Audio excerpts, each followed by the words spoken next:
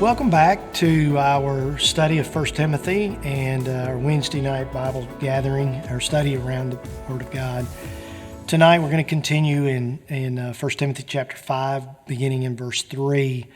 Last week we looked at those first two verses in chapter 5 that gave us the reminder of how to treat one another as a part of God's family. Tonight we're going to get a little more specific about folks in the church and how they are to be treated. Verse 3 says, support widows who are genuinely widows. That's very significant, a couple of reasons, a couple of ways. First of all, it is significant that Paul's going to get very specific about these. Remember last week we talked about older men, how to treat older men and how to treat younger men, older women, younger women. And now we're going to tonight learn how the church to treat and care for widows. Support widows who are genuinely widows. But if any widow has children or grandchildren, they should learn to practice their religion toward their own family first and to repay their parents, for this pleases God. The real widow, left all alone, has put her hope in God and continues night and day in her petitions and prayers. However, she who is self-indulgent is dead even while she lives. Command this so that they won't be blamed. Now, if anyone does not provide for his own relatives, and especially for his household, he has denied the faith and is worse than an unbeliever.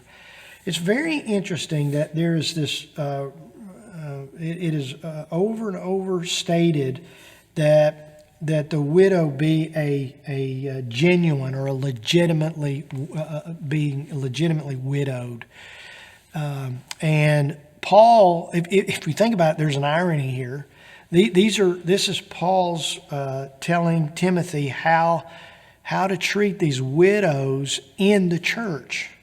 And earlier in Paul's life, he would have been a very real part of making some of these ladies widows, because in his persecution of believers, persecution of the church, they were beating Christians, they were imprisoning Christians, and they were even killing Christians because of their faith. And if a man was martyred because of his faith, his wife would have become a widow.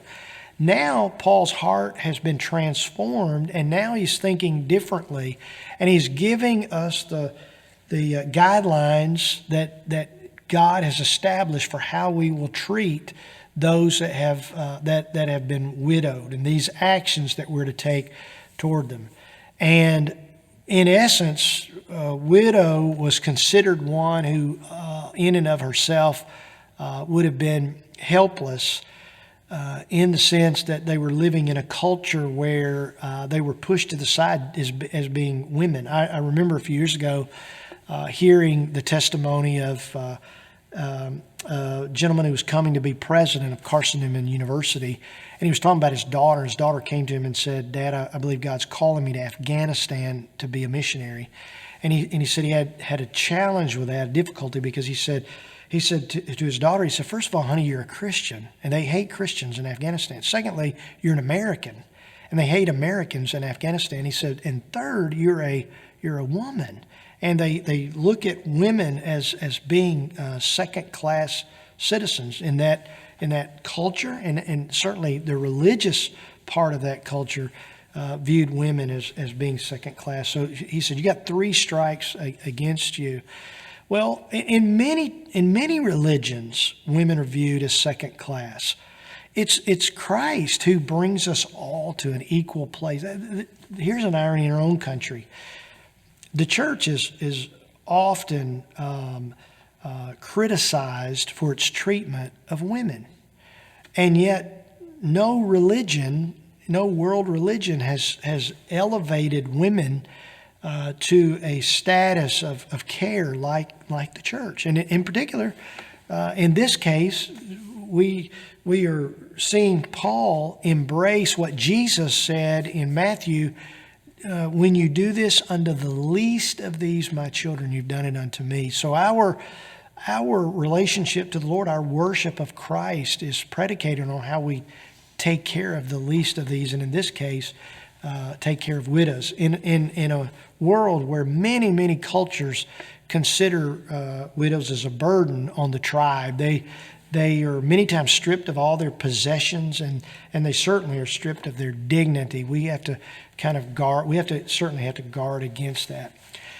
I am intrigued that Paul kept saying, reiterated again and again, words like a widow indeed, or a genuinely widowed, which describes the actual state of those whose husbands had died. As you know, we have our daughters adopted, and we spent almost 3 years, three grueling years, in order to get her home, because we already claimed her and began to see her as a part of our family. So it was a matter of just getting our daughter home. But that process, very long, drawn-out process. But what we learned in that process is that like the U.S., Guatemala was filled with what we would say are kids that were in the orphanage. But kids in an orphanage are not necessarily orphaned. Matter of fact, the overwhelming majority of children in foster care or in orphanages, either orphanages that our denomination supports or other Christian organizations support, they are orphaned because they're in a family where drugs or alcohol or dysfunctions kind of push them to the side, and we step in to care for them. But what we learned was a phrase, orphan indeed, which was Lily's case. Lily did not have any family to claim her as a part of their family. We had to do this I think we did it 3 times. I know we did it multiple times. We had to take out a full-page ad in a local paper, which was part of the adoption process. And every time we moved to another court, it was one court would direct us to another court. They'd sign off on our adoption, but then we had to go to another court and they would sign off on the adoption. Every time we went before a new judge, we had to give proof that she was an orphan indeed. And the way you did that is you took out an ad in the paper in the town in which she grew up, and a picture and her story, and asking, is there anyone who has any tie? Is there an aunt, a cousin, a grandparent? But she had never had a single living identifiable relative to step forward. And so she was declared orphan indeed. Paul said there's something about those who are widowed, and there's something about those who are widowed indeed. And it's the one who is widowed indeed that he gives this definitive explanation about how they are to be tended to. It's a widow described as not having no children or no grandchildren. I was blessed as a kid. When my dad died when I was 6 years old, my mom moved my brothers and me into the home of my grandmother. And my grandmother lived in what almost kind of looked like a duplex. It really was one home. But my mother and brothers and I lived sort of on one side. My grandmother lived on the other side.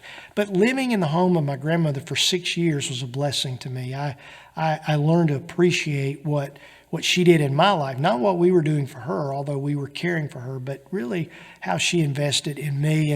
And then we were blessed to have my mother-in-law live in our home for 5 years. We have just recently had to transition her to a assisted living facility because it became apparent that we weren't able to take care of her at home. But we had her there for 5 years, and as a 96-year-old, she offered to us a lot of wisdom. I enjoyed praying with her on occasions, and certainly having her pray for me. That one who is widowed indeed doesn't have a son-in-law or a daughter or a daughter and grandchildren to come and to take care of them. And yet she still has a role, and she sees things from a perspective that we all need to see. She helps to point out spiritual things and calls us to pray over certain things, points the family to the one who has always supplied her needs. Several years ago, I was called on by a family in our community to conduct a funeral service of their loved one. And the day of the funeral, the funeral director called me into his office and he said, I want you to meet someone. The family has a relative who is a pastor, and he's retired, but he came to the funeral, and they asked him if he would maybe say a few words, have prayer, read scripture and have prayer. Is that okay with you? And it's certainly fine with me. And he said, well, I'd like to introduce you to him, like for you to meet him. So he took me in his office, he introduced us, and this gentleman's name was Plunk. His last name was Plunk. And I remember saying to him, I said, my grandmother was very influential in my life. And her favorite pastor, and she had a number of pastors, and I remembered 2 or 3 of them, but the one she spoke so highly of, and the one that she was so fond of, his name was Plunk. His last name was Plunk.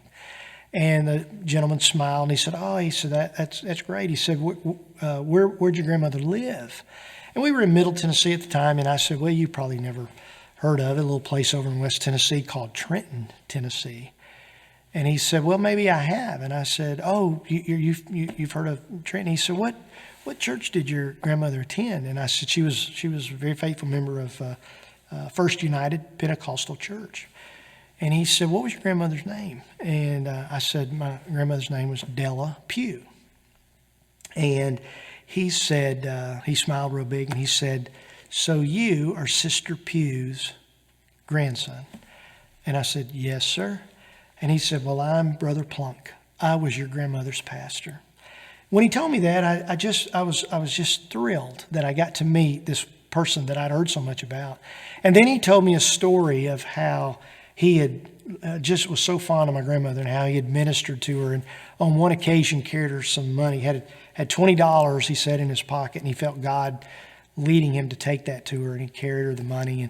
And he found her praying that day, and he said, Sister Pugh, I don't want to embarrass you, but I felt like God wanted me to give you this. And she smiled and said, yeah, I knew you would come. I knew somebody would, and I knew that you would bring me some money because I just sent my grandson to school with holes in the bottom of his shoes. We took a cardboard box and cut out his shoe and put that cardboard box on there, in the shoe, cardboard top in there, so that his socks wouldn't be, on the ground.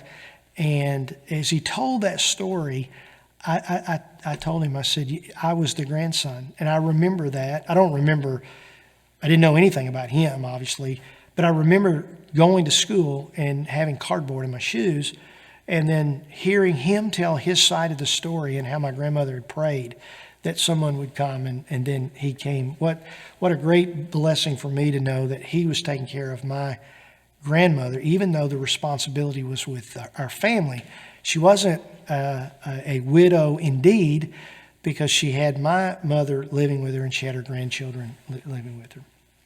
Then I want you to notice verse 6, there's a change of heart. The widow who seeks to have things of this world to relieve or to meet her expectations is in danger of losing the very life that she's trying to find. Verse 6 says, however, she who is self-indulgent is dead even while she lives. The church isn't called to subsidize a person's desire to have her needs met. The church is called to take care of those who just humbly before the Lord need care. And if we aren't careful, we will misdirect the seeker away from the gospel. We push someone away from the gospel, which is a bit of a double sin, that we live in this age of entitlement. And if a widow demands that she is entitled, then she loses this position of the church being able to meet her need. Finally, the apostle adds in verse 8, now if anyone does not provide for his own relatives, and especially for his household, he has denied the faith and is worse than an unbeliever. If you pull that verse out, and many people do, and let it stand alone, you get the truth, but you don't get the whole truth. The whole truth is, in the context, it's the person who's providing for the neediest members of the family.